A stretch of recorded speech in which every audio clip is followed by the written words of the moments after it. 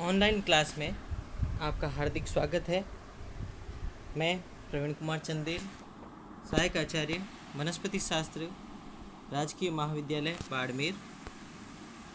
आज का जो हमारा टॉपिक है वो बीएससी पार्ट 3 के विद्यार्थियों के लिए है, जो उनके विषय वनस्पति शास्त्र के प्रथम प्रश्न पत्र पारिस्थितिकी एवं पर्यावरण जैविकी से संबंधित है। ये इनकी इकाई द्वितीय में शामिल किया गया है। टॉपिक है हमारा पॉपुलेशन इकोलॉजी, समष्टि पारिस्थितिकी। हमने पिछली ऑनलाइन क्लास में पॉपुलेशन इकोलॉजी के बारे में बात की थी और हमने उसके 3 महत्वपूर्ण लक्षणों के बारे में बात की थी: जन्म दर, मृत्यु दर और आयु। आज हम आगे के जो उसके महत्वपूर्ण पहलू हैं, उनके लक्षण हैं, उसके बारे में बात करेंगे। तो जो चौथा कैरेक्टर है या चौथा इसका लक्षण है वो है समष्टि दोलन या उच्चावसन, पॉपुलेशन फ्लक्चुएशन। किसी भी क्षेत्र में सजीव विशेष की समष्टि कभी स्थिर प्रकृति की नहीं होती है, अपितु यह सदैव परिवर्तनशीलता प्रदर्शित करती है।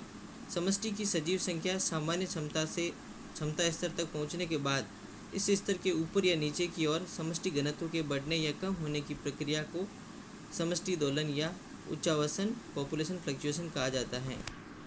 और ये देखा गया है कि जो किसी भी जीव की जो समष्टि है वो स्थिर नहीं होती है, वो हमेशा परिवर्तनशील बनी रहती है।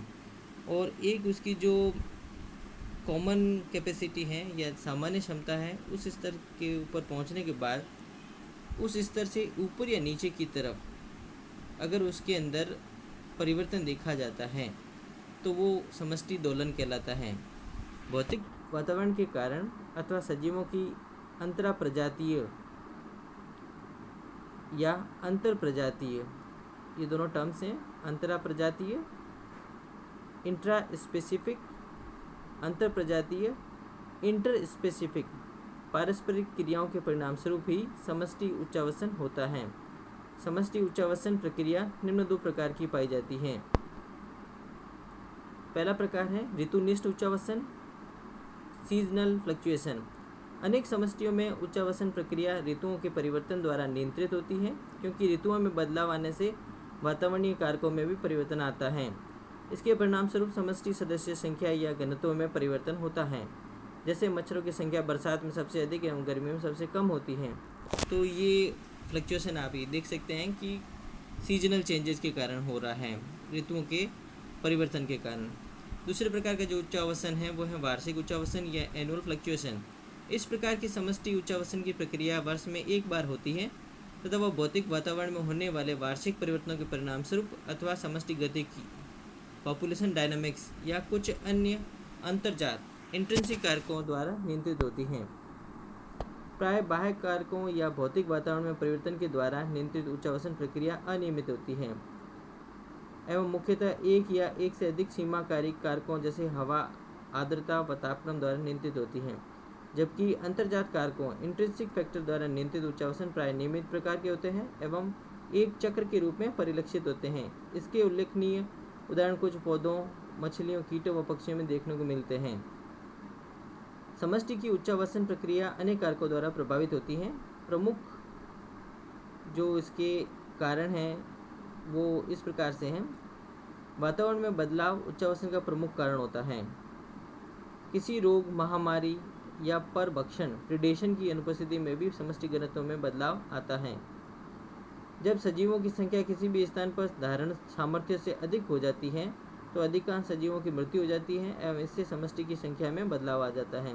तो ये 3 कारण हैं जिसके द्वारा हम देख सकते हैं फ्लक्चुएशन देखा गया है समष्टि के अंदर, पॉपुलेशन फ्लक्चुएशन।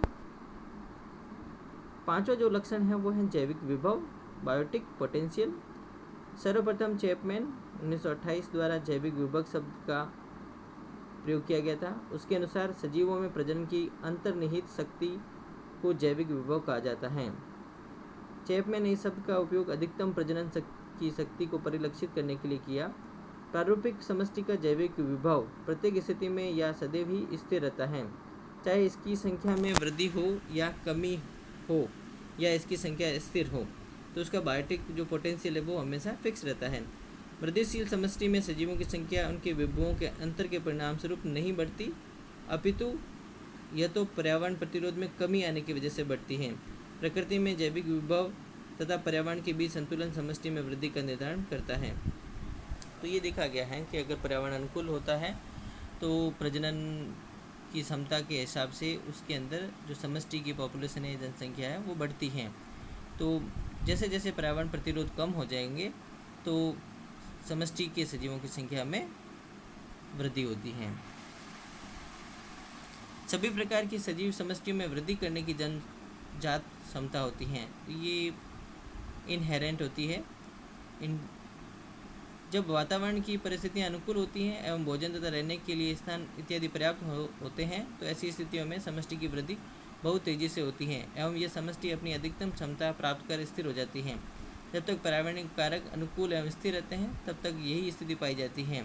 ऐसी अनुकूल परिस्थितियों में समष्टि की वृद्धि करने की सामर्थ्य को या संभावित क्षमता को जैविक विभव कहते हैं।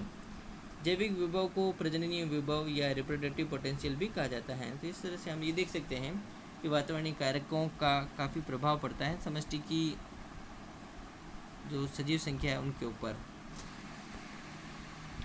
जो छठा लक्षण है वो समष्टि प्रसार या फैलाव है, पॉपुलेशन डिस्पर्सन। किसी सजीव समष्टि में जीवधारियों के वितरण प्रारूप को समष्टि प्रसार कहते हैं। इसके द्वारा समष्टि की आंतरिक संरचना एवं अन्य लक्षण प्रभावित होते हैं। इसके साथ ही समष्टि घनत्व भी प्रसार या फैलाव द्वारा प्रभावित होता है। इसलिए समष्टि घनत्व की गणना करते समय इसके प्रसार डिस्पर्सन को ध्यान में रखना आवश्यक होता है। इसके प्रसार की जानकारी के द्वारा समष्टि को आंतरिक संरचना को ज्ञात किया जा सकता है। एक समष्टि में सजीवों के प्रसार के निम्न प्रारूप पाए जाते हैं। तो जो समष्टि का प्रसार है या फैलाव है वो किस प्रकार से हो सकता है उसकी बात करते हैं हम। और सबसे पहले जो हम प्रकार की बात कर रहे हैं वो है सामान्य प्रसार या यूनिफॉर्म डिस्पर्सल। इसके अंदर ये देखा गया है कि जो फैलाव है वो एक रूप में होता है, यूनिफॉर्म होता है। इस प्रकार के प्रारूप में सजीव व्यष्टि अपनी समष्टि में समान रूप से फैले हुए पाए जाते हैं। जिस समष्टि के सजीव सदस्यों के बीच कड़ी स्पर्धा या धनात्मक प्रतिरोध, पॉजिटिव एंटागोनिज्म पाया जाता है, उनमें इस प्रकार का प्रसार प्रारूप देखने को मिलता है। इस प्रकार के समष्टि प्रसार में समष्टि घनत्व की बिल्कुल सही गणना की जा सकती है। डायग्राम में आपको दिख रहा है और जो हमने डॉट दिखा रखे हैं वो यूनिफॉर्मली हैं, इक्वली हैं। तो ये समान प्रसार को इंडिकेट करता है। जो दूसरा प्रकार है वो अनियमित प्रकार या हम कहें यादृच्छिक प्रसार, रैंडम डिस्पर्सन। इस प्रकार की समष्टियों में सजीव सदस्यों या व्यष्टियों का प्रसार समान रूप से नहीं होकर इधर उधर छितराए हुए, स्केटर्ड या बिखरे हुए प्रारूप में पाया जाता है। वे समष्टियाँ जो एक समान वातावरण में पाई जाती हैं उनमें इस प्रकार का प्रसार प्रारूप देखने को मिलता है। प्रकृति में इस प्रकार का समष्टि प्रसार बहुत कम पाया जाता है। सपुंजित प्रसार या क्लम्प्ड डिस्पर्सन। प्रकृति में इस प्रकार का समष्टि प्रसार सर्वाधिक पाया जाता है। यह समष्टि के सदस्य सजीव व्यष्टि पुंजों या समूह में पाए जाते हैं, अर्थात व्यष्टियों के पुंजित या गुच्छों में रहने की प्रवृत्ति पाई जाती है। प्रकृति में 3 प्रकार के सपुंजित प्रसार पाए जाते हैं: रैंडम क्लम्प्ड डिस्पर्सन, यूनिफॉर्म क्लम्प्ड और एग्रीगेट क्लम्प्ड। तो जो प्रकृति में हम नेचुरली हम जो देखते हैं डिस्पर्सन वो क्लम्प्ड प्रकार का होता है। उसमें भी अलग अलग प्रकार हैं, रैंडम है, यूनिफॉर्म है और एग्रीगेट हैं। समष्टि में सजीवों के सपुंजित अवस्था में रहने के निम्नलिखित कारण हो सकते हैं: स्थानीय आवास स्थली में विभिन्नता, वातावरण में पाए जाने वाले दैनिक एवं मौसमी परिवर्तन, जनन क्रियाएं संपन्न करने के लिए, परस्पर आकर्षण या सामाजिक सुरक्षा के लिए, आसानी से भोजन प्राप्ति हेतु एवं स्वयं को सुरक्षित रखने हेतु। ये कुछ कारण हैं जिसके कारण जो सजीव हैं वो क्लम्प्ड पोजीशन में, ये क्लम्प्ड स्टेज में पाए जाते हैं। प्राकृतिक अवस्था में दोनों प्रकार की अर्थात पादप एवं प्राणी समष्टियों दोनों में सपुंजित प्रसार दृष्टिगोचर होता है। कुछ प्राणियों की समष्टियों में सपुंजित प्रसार का सामाजिक आधार भी उपलब्ध है, जैसे ततैया, दीमक एवं मधुमक्खी। समष्टि में उपस्थित सजीवों के लिए सपुंजित प्रसार लाभकारी एवं हानिकारक दोनों प्रकार के हो सकते हैं। तो हम हानिकारक पहलुओं की बात करते हैं। सपुंजित प्रसार के कारण समष्टि के सजीवों में स्थान तथा भोजन के लिए प्रतिस्पर्धा उत्पन्न होती है। सजीवों में रोग एवं महामारी फैलने की आशंका रहती है। सजीवों में प्रजनन के लिए आपसी संघर्ष, कंपटीशन होता है। वहीं दूसरी ओर समष्टि में सपुंजित प्रसार के लाभदायक पहलुओं की बात करें, समष्टि में उपस्थित सपुंजित सजीव वहाँ की सूक्ष्म जलवायु को अपने अनुकूल बना लेते हैं, माइक्रो क्लाइमेट को एडेप्टिव कर लेते हैं। सपुंजित प्रसार के कारण समष्टि के सजीवों में प्रतिकूल परिस्थितियों में या बाहरी आक्रमण के द्वारा होने वाली संभावित मृत्यु दर में कमी आ जाती है। जो 7वां लक्षण है वो है समष्टि साम्य, पॉपुलेशन इक्विलिब्रियम। समष्टि के सजीवों की संख्या में वृद्धि प्रजनन द्वारा होती है। किसी निर्जन या नए क्षेत्र में जब कोई सजीव समष्टि पहली बार स्थापित होती है तो इसकी सदस्य संख्या में तेजी से वृद्धि होती है एवं अतिशीघ्र ये वृद्धि की चरम क्लाइमेक्स पोजीशन या क्लाइमेक्स स्टेज प्राप्त कर लेती हैं। ये चरम स्थिति इसके पश्चात भी बहुत समय तक बनी रहती है। दूसरे शब्दों में, जब समष्टि की सदस्य संख्या स्थिर हो जाती है एवं जन्म दर तथा मृत्यु दर एक समान हो जाती हैं, इस प्रकार की स्थिति या इस प्रकार की स्थिर एवं स्थायी अवस्था को समष्टि साम्य कहते हैं। तो पॉपुलेशन इक्विलिब्रियम का अर्थ होता है mortality and natality equal rate से चल रही होती है, दोनों के अंदर जन्म दर तथा मृत्यु दर एक समान हो जाती हैं। चरम स्थिति में यह समष्टि साम्यावस्था एस आकृति की वृद्धि प्रतिरूप एस शेप्ड ग्रोथ फॉर्म द्वारा निरूपित होती है। यहाँ समष्टि के सजीव सदस्य अपनी भोजन एवं आवास संबंधी तथा अन्य आवश्यकताओं एवं अपशिष्ट हानिकारक पदार्थों की निष्कासन दर में संभावित वृद्धि तथा साथ ही स्वयं की वृद्धि दर में संतुलन स्थापित करते हुए वृद्धि की चरम अवस्था को प्राप्त करते हैं। इसके परिणाम स्वरूप वे अपनी वृद्धि दर को अपरिवर्तित रखते हुए एक लंबी अवधि तक साम्यावस्था में रहते हैं। समष्टि की साम्यावस्था को निम्न प्रकार से निरूपित किया जा सकता है। जो पॉपुलेशन इक्विलिब्रियम है उसको हम इंडिकेट कर सकते हैं ए बराबर एम।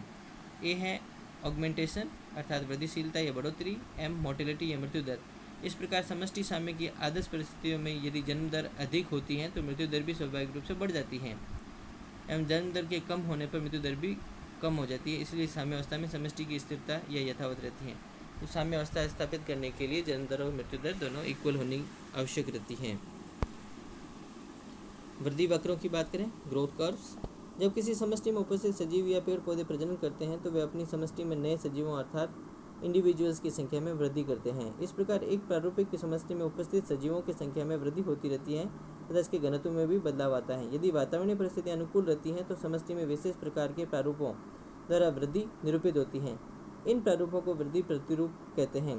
विभिन्न समष्टियों की वृद्धि इनके अभिलाक्षणिक प्रतिरूपों द्वारा प्रदर्शित होती है। इनको समष्टि वृद्धि प्रतिरूप पॉपुलेशन ग्रोथ फॉर्म्स कहा जाता है। समष्टि वृद्धि प्रतिरूपों के अंकगणितीय आलेखन अर्थमेटिक प्लॉटिंग को वृद्धि वक्र ग्रोथ कर्व कहते हैं। समष्टि पारिस्थितिकी में वृद्धि प्रारूप प्राय निम्न प्रकार के पाए जाते हैं। तो जो भी समष्टि है या पॉपुलेशन है उसमें जो सजीव पाए जाते हैं उनके द्वारा प्रजनन द्वारा उनका नंबर बढ़ता है और उसके अंदर जो ग्रोथ का पैटर्न है वो किस प्रकार का पाया जाता है। अगर इस ग्रोथ पैटर्न को हम अंकगणितीय फॉर्म में या अर्थमेटिक प्लॉटिंग करें तो उसको हम ग्रोथ कर्व कहेंगे। ये ग्रोथ कर्व या वृद्धि वक्र दो प्रकार के होते हैं। जे आकृति का वृद्धि प्रारूप जे शेप्ड ग्रोथ फॉर्म, ये डायग्राम में आपको दिख रहा है जे के आकार का। इस वृद्धि प्रारूप में सजीव की समष्टि की वृद्धि बहुत तेज़ी से होती है। इनिशियली या आरंभ में इसकी वृद्धि बहुत तेज़ी से होती है तथा कुछ समय तक निरंतर अबाध रूप से और अनइंटरप्टेड जारी रहने के बाद वृद्धि दर एकदम शून्य हो जाती है। इस प्रकार यदि समष्टि वृद्धि एवं समय अवधि को ग्राफ के रूप में आलेखित किया जाए तो यहाँ जे आकृति का वक्र प्राप्त होता है। सामान्यतः प्राकृतिक अवस्था में जे आकृति का वृद्धि प्रारूप नहीं पाया जाता, केवल प्रयोगशाला स्थितियों में ही इस प्रकार की वृद्धि हो सकती है जहाँ हम जो परिस्थितियाँ हैं उसको कंट्रोल कर सकते हैं, नियंत्रित कर सकते हैं। उदाहरण के तौर पर ईस्ट के संवर्धन में इस प्रकार की वृद्धि पाई जाती है। यहाँ समष्टि संख्या तथा समय अवधि के बीच एक वक्र बनाने पर जे की आकृति का वक्र बनता है। और निम्न उदाहरण के द्वारा हम प्रारूप के वृद्धि वक्र को समझ सकते हैं। उनमें प्राणियों का एक जोड़ा एक वर्ष में 6 शिशु संतति उत्पन्न करता है। इनमें से 2 शिशुओं की मृत्यु हो जाती है। तो इस प्रकार पहले साल के अंत में कुल प्राणियों की संख्या होगी N0 + A - M = N1, जहाँ N0 प्रारंभिक समष्टि है। इनिशियल में जो पॉपुलेशन थी उसकी बात करें, N1 एक वर्ष के पश्चात अंत में समष्टि है, A नए प्राणियों की संख्या है और M मृत्यु दर है। तो इसके अनुसार N0 हो गया आपके 2 इनिशियल जो पॉपुलेशन थी प्लस जो वृद्धि दर है ऑगमेंटेशन है वो आपका 6 हो गया। तो 6 + 2 8 हो गया और मोर्टेलिटी उसमें से 2 मर गए तो -2 हो गया तो 6। तो 6 इसके अंदर हम ये देख सकते हैं कि एक साल में अंत में प्राणियों की संख्या होगी। और अगर हम इसको N0/N1 देखें तो आपका हो जाएगा 6/2 और आपकी रेट आ जाएगी 3। तो बढ़ने की जो रेट हो गई वो 3 हो गई। इसी तरीके से हम प्रति वर्ष सेकेंड ईयर के द्वितीय सार खत्म होने के बाद निकाल सकते हैं, N2 निकाल सकते हैं जब N1 प्रारंभिक समष्टि रहेगी। तो इस तरह से हम आगे की गणना कर सकते हैं। इसके अंदर एस आकृति का वृद्धि प्रारूप, एस शेप ग्रोथ फॉर्म, वहाँ डायग्राम में दिख रहा है आपको, समय और घनत्व के बीच में जो कर्व खींचा गया वो एस शेप में दिखाई दे रहा है। विभिन्न सजीवों का वास्तविक जैविक विभव प्राकृतिक परिस्थितियों में ही निरूपित होता है, इसलिए समष्टि में जे आकार के वृद्धि प्रारूप जैसी वृद्धिशीलता परिलक्षित नहीं होती है। यहाँ यदि जन्म दर एवं मृत्यु दर की तुलना में मृत्यु दर की तुलना में अधिक हो तो समष्टि में वृद्धिशीलता दिखाई देती है। इस प्रकार के वृद्धि प्रारूप में समष्टि की सजीव संख्या में शुरू में तो धीरे धीरे वृद्धि होती है, इसके बाद वृद्धि की दर अचानक ही तेजी से बढ़ती है एवं इसके पश्चात वातावरणीय प्रतिरोध बढ़ जाने के कारण एक संतुलन स्तर की स्थापना हो जाती है। इस पड़ाव पर समष्टि की वृद्धि धीरे धीरे क्रमिक रूप से ग्रेजुअली होती है, इसलिए ऐसी वृद्धि प्रदर्शित कर रही समष्टि एवं समय के बीच एक वक्र स्थापित किया जाए तो ऐसे वृद्धि वक्र का जो आकार है वो एस के समान दिखाई देता है, इसलिए इसको एस आकृति का वृद्धि प्रारूप ग्रोथ फॉर्म कहा जाता है। इस प्रारूप को वक्र को सिग्मोइड वक्र और सिग्मोइड कर्व भी कहा जाता है। इस वक्र का पारिस्थितिकी विज्ञानियों द्वारा एक अन्य नाम वृद्धि घात प्रारूप लॉजिस्टिक ग्रोथ पैटर्न भी दिया गया है। विभिन्न समष्टियों में इस प्रकार का वृद्धि प्रारूप सामान्य प्राकृतिक अवस्था में निरूपित होता है। इसे निम्न समीकरण के द्वारा प्रदर्शित किया जा सकता है, dN/dt equal Rn k minus n upon k, यहाँ dN/dt समष्टि की वृद्धि दर है, R समष्टि वृद्धि की नैज दर है, n संभावित संख्या है और k समष्टि का उच्चतम संभावित आकार है।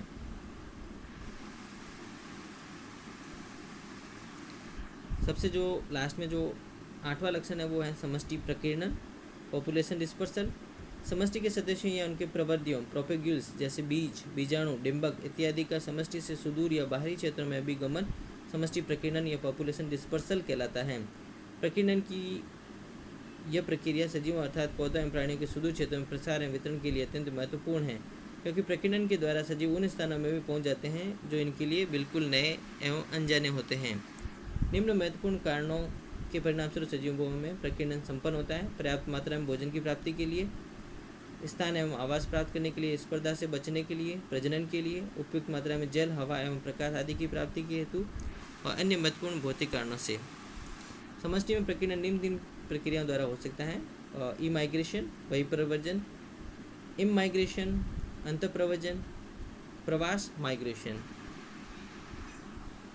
बहिप्रव्रजन ई माइग्रेशन, इस प्रकीर्णन की प्रक्रिया में प्राय सजीवों का अभिगमन किसी स्थान से बाहर की ओर या एक देश से दूसरे देश की ओर होता है। इस प्रकार किसी एक क्षेत्र में प्रजाति के अभिगमन या निकास को बहिप्रव्रजन कहते हैं। इस प्रक्रिया में बाहर गए सजीव अपने पूर्व निवास स्थान की ओर वापस नहीं लौटते हैं, अर्थात इस प्रकार का प्रव्रजन स्थायी प्रकृति का होता है। इसमें सजीवों का एक छोटा समूह अनियमित या व्यापक गतिशीलता द्वारा नए स्थानों की ओर अग्रसर होता है। कुछ पक्षियों जैसे बतखों में इस प्रकार का प्रव्रजन पाया जाता है। अंतःप्रव्रजन इम माइग्रेशन, यह प्रक्रिया बहिर्व्रजन से ठीक विपरीत प्रकार की होती है। यहाँ सजीवों की गतिशीलता या प्रव्रजन किसी क्षेत्र की सीमा के भीतर केवल एक ही ओर बढ़ते हैं, अर्थात किसी भी क्षेत्र में एक प्रजाति के जीवों का आगमन अंतःप्रव्रजन कहलाता है। यहाँ आए हुए जीव वापस नहीं जाते और नहीं जाने का इरादा रखते हैं। इस प्रकार यह भी कहा जा सकता है कि बहिर्प्रव्रजन एवं अंतःप्रव्रजन की प्रक्रिया या किसी स्थान से निकास एवं दूसरे स्थान में आगमन दोनों ही एक साथ चलती रहती हैं। तो ई माइग्रेशन बाहर की तरफ, इम माइग्रेशन अंदर की तरफ, दोनों प्रक्रियाएं एक साथ चलती रहती हैं।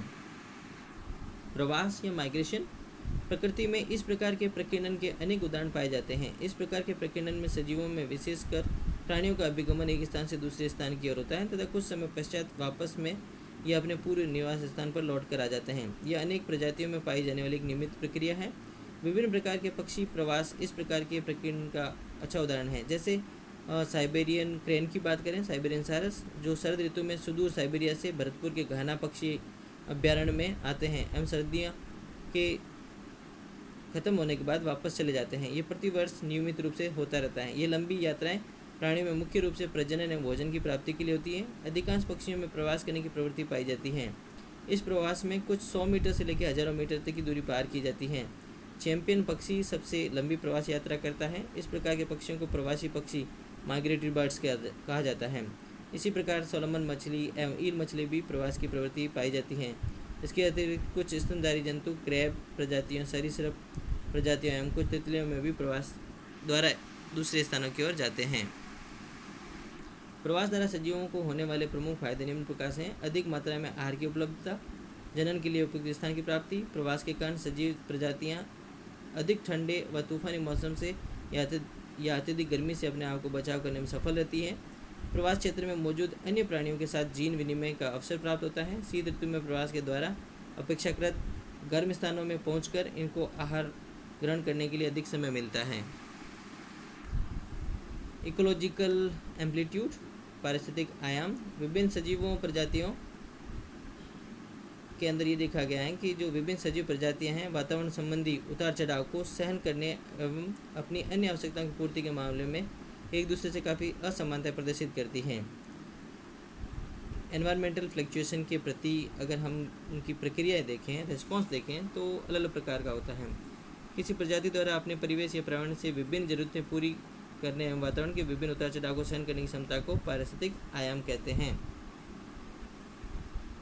किसी भी स्थान पर पाई जाने वाली कुछ प्रजातियों का पारिस्थितिक आयाम काफ़ी कम या निम्न स्तर का होता है। लो इकोलॉजिकल एम्पलीट्यूड का हो सकता है, अर्थात इनमें वातावरण के बदलाव या प्रतिकूल परिस्थितियों को सहन करने की क्षमता नहीं होती है।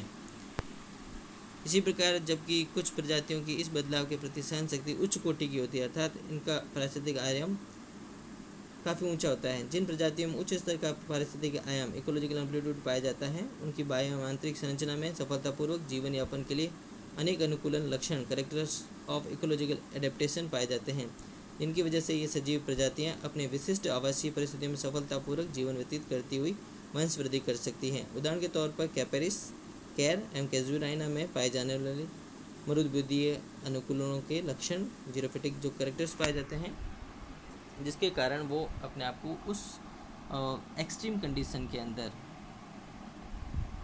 सरवाइव करने में या जीवित रखने में सफल रहते हैं।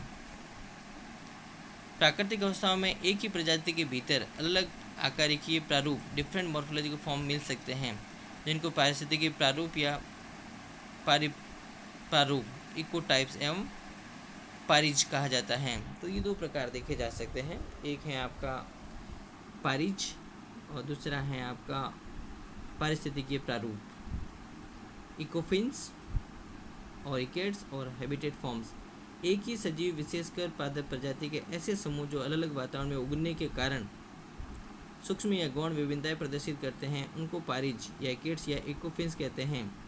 लेकिन यदि इन पौधों को एक समान वातावरण में उगाया जाए तो इनकी विभिन्नताएं या असमानताएं विलोपित हो जाती हैं एवं ये पूरी तरह एक समान लक्षण प्रदर्शित करते हैं। तो एक ही प्रजाति के हैं सदस्य, लेकिन अलग अलग वातावरण में होने से उसमें अलग अलग लक्षण दिखाई देते हैं, लेकिन जब ये समान वातावरण में आ जाते हैं तो वो लक्षण डिसअपियर हो जाते हैं, विलोपित हो जाते हैं। इकोटाइप्स की बात करें, पारिस्थितिकी प्रारूप या परिप्रारूप, इस प्रकार के रोचक एवं विशिष्ट पौधों को पारिस्थितिकी एवं कार्य की जातियाँ, इकोलॉजिकल और फिजियोलॉजिकल रेसेस भी कहा जाता है। इस श्रेणी में उन पौधों को सम्मिलित किया जाता है जो एक ही पादप की प्रजाति से संबंधित होने के बावजूद भी आपस में न केवल आकारिक लक्षणों अपितु कुछ कायिक लक्षणों में भी असमानता या विभिन्नता प्रदर्शित करते हैं। तदनुसार एक ही प्रजाति के वे पादप प्रारूप जो एक दूसरे से कुछ बाह्य आकारिक एवं कार्यकी लक्षणों, फिजियोलॉजिकल कैरेक्टर्स में भिन्नता प्रदर्शित करते हैं, परिप्रारूप या इकोटाइप्स कहलाते हैं। ये लक्षणों की विभिन्नता इन पौधों में वातावरणीय की असमानता के कारण परिलक्षित होती है। हालांकि एक पादप प्रजाति में परिप्रारूपों, इकोटाइप्स के विकास अर्थात इनके सदस्यों में विभिन्नता वातावरण के परिवर्तनों के कारण उत्पन्न होती है, लेकिन यदि इन पौधों को समान वातावरण में रखा जाए तब भी इनके आकार की लक्षणों की भिन्नता लोपित नहीं होती है तथा ये पौधे एक समान नहीं दिखाई देते। इसका तात्पर्य यह है कि ये जो वातावरण के द्वारा जो एक ही समष्टि के सदस्यों के अंदर जो विभिन्न लक्षण उत्पन्न हो जाते हैं, वो लक्षण उनके जेनेटिक लेवल पे या आनुवंशिक स्तर पे फिक्स हो जाते हैं। तो आनुवंशिक स्तर पे जब ये लक्षण फिक्स हो जाते हैं तो ये एक पीढ़ी से दूसरी पीढ़ी में स्थानांतरित हो जाते हैं। तो अगर इस प्रकार के सदस्यों को अगर हम एक ही प्रकार के वातावरण में ले आए, समान वातावरण भी दे दें, तो भी ये लक्षण विलोपित नहीं होते और ये एक समान नहीं दिखाई देते। तो इस तरह से हम इकोफिन्स, एनवायरमेंटली प्रोड्यूस्ड है, और इकोटाइप्स जो जेनेटिकली फिक्स्ड हो गए एनवायरमेंटली प्रोड्यूस्ड करेक्टर्स हैं। ये दो चीज़ें हम देख सकते हैं, और ये हम पॉपुलेशन इकोलॉजी या समष्टि पारिस्थितिकी के अंदर अध्ययन करते हैं। तो इस प्रकार से हम पारिस्थितिकी जो पॉपुलेशन की पारिस्थितिकी हैं, या हम कहें समष्टि पारिस्थितिकी, उसके अंदर विभिन्न लक्षणों की बात कर सकते हैं। और थैंक यू, धन्यवाद।